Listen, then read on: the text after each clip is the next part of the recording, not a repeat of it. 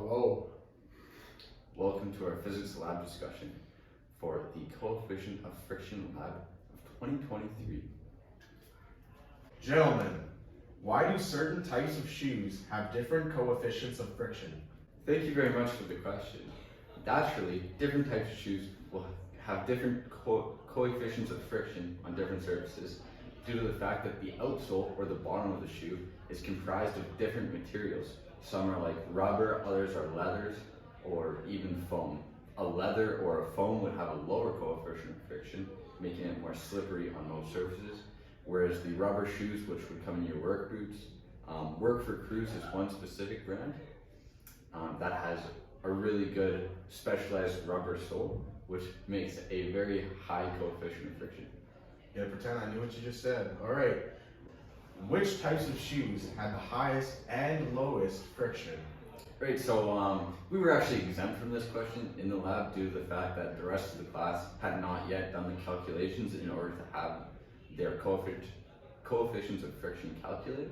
So I did some outside research, and along with our own stuff, I found that the work boots, which was shoe A in our trials, had the higher coefficient of friction due to the fact that it had the rubber sole, whereas the runner, although it was still pretty high, it was a little lower, just solely due to the fact that it's used on different surfaces such as quartz, which would change those coefficients. Some other ones, slippers would have very low coefficients of friction because they're not really meant for rugged use, they're just meant to kind of go around your house. And then work boots, such as Shoes for Cruise again, would have very high coefficients of friction due to the fact that they're meant to keep you safe. So, sir, why does the surface area of the block not play a role in the friction? Great question. So I'll start by talking about the formulas. So the formula for determining static friction is Fg sine theta, and Fg is determined by the equation Fg equals mg. And as you can see, none of these formulas that I stated require surface area. So this means that in order for the frictional force to increase, so does the force of gravity, which is affected by the mass of the object. So no matter which side the block is on, no matter which side the block is on, the friction remains constant, because for the friction to increase, the mass of the wooden block has to increase. And something that happened in the lab, so as you wouldn't know, but the wooden block that we use, on one side it was completely flat, and then on the other side it was flat for a bit, and then there was a big gap, and then it was flat on the other side. So the amount of friction throughout is the same, but on the long side, the amount of friction is just really spread apart and it's not as concentrated. But in the areas where there are gaps and there are those two little strips at the edges, the amount of friction is very concentrated in those two areas. Would you expect the textbook to have a low coefficient of friction? Great question, once again. So although the textbook had a higher mass than most of the objects that we tested, we still thought that the textbook would have a lower coefficient of friction. Because when you look at the textbook, you can see that it has a very glossy coating covering the front and back covers. And then with that being said, the coefficient of friction for shoe A that we tested was 0.755, whereas the coefficient of friction for the textbook, which was much heavier, was 0.413. Therefore, the frictional force depends on the materials coming in contact with one another rather than only their mass. Does mass affect static friction, and with that, would mass affect the coefficient of static friction? So the mass of an object, in fact, does affect the force of static friction, solely due to the fact that with an increased mass, the force of gravity, which is formulated by mg, which is the constant of gravity, was 9.80, times the mass, would be increased with an increased mass naturally, and therefore that also includes an increased force of gravity in the horizontal direction when on an inclined plane, like it is in this case. And that Fgx value, when that increases, that is always equal to the force of static friction, so that also means there would be an increase there. Although that value would increase. The coefficient of static friction would not increase due to the normal force being equally increased by the value of Fgy. So there would be, with the increase in normal force and then the increase of static friction, they both cancel each other out, which gives you the same coefficient no matter the mass. All right, could you discuss some sources of environmental error, instrument error, and or procedural error? Excellent question, once again. Different speeds of raising the board could provoke the objects to start sliding sooner than they should, because this gives them momentum. Let's use our actual lab as an example. So when River was raising the board, he would do it very slowly. But then when we changed the person raising the board, to give everyone an equal turn so that everyone's participating in the lab, they would maybe do it a little bit faster. So our data was a bit fluctuated in that area. The next possible source of error is when we put the kilogram mass in the shoes.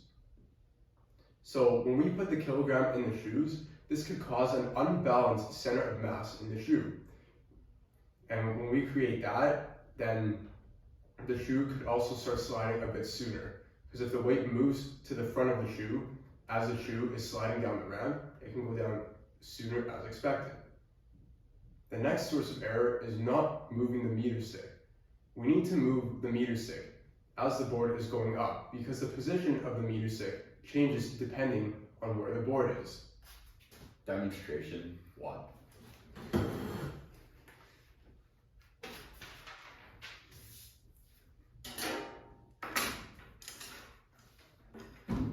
So let's say that this is the meter stick and this is the board. We have our board placed here and our meter stick placed at the end of the board. But as we bring the board up, if we keep the meter stick in the same spot, we're not going to get an accurate measurement. So what we had to do was move the meter stick along with the board to have the most accurate measurement.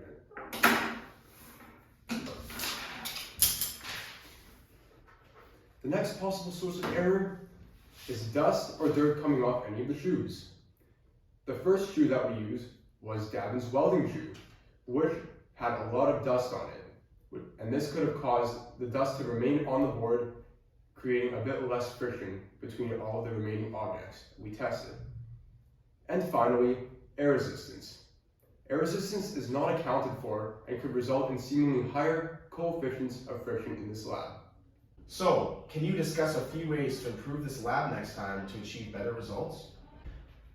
Yes, what an excellent final question from the head.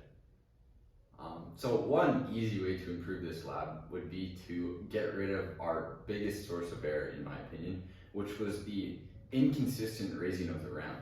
Even myself, my arms would get tired eventually, and I would kind of jerk the ramp up when I was trying to go super slow, which would in turn give the ball momentum and cause it to maybe slide prematurely. So one way to easily get rid of this would be to create a pulley system so that the ramp could be moved up in a consistent manner and a person would not be required to hold it at all times.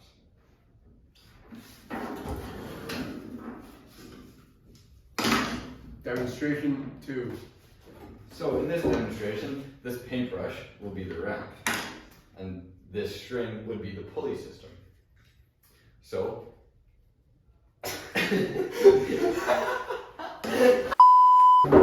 in this demonstration, this paintbrush will act as the ramp, the string as the cord or the rope, and this roll as the pulley. So here, instead of simply lifting the ramp like we had in the past, we would use this crank system in order to raise it in a nice controlled manner, as you can see here. This would take out the human error of jerking it up and down. And another way to further improve upon this system would be to move the crank down here and having this rope continue here in order to actually turn it something similar to maybe a fishing reel perhaps.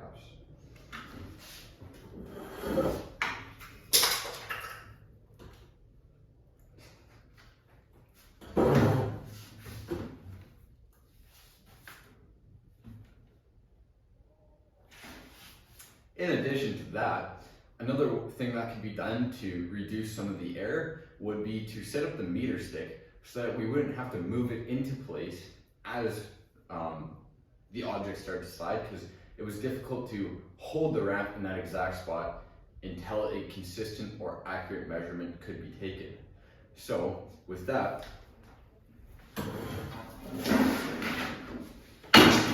Demonstration 3. so in this demonstration, I will employ the help of Mr. Andrew Tassoni. He will use the ramp and he will raise it slowly. So here, the idea would be to set up the meter stick with a hollow middle and then a bolt through the top end of the ramp where the measurement would need to be taken, so that the bolt could go through the hollow part of this, and as the ramp would go up, it would simply slide with it. So there would be no need for somebody to hold on to it in this case. So it would just slide, because the bolt would keep it from moving left to right, and it would also allow this to hinge like it normally would in order to always get the perfect horizontal at 90 degrees.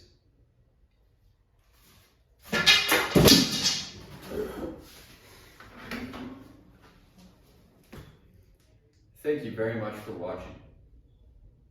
Please give us a good mark.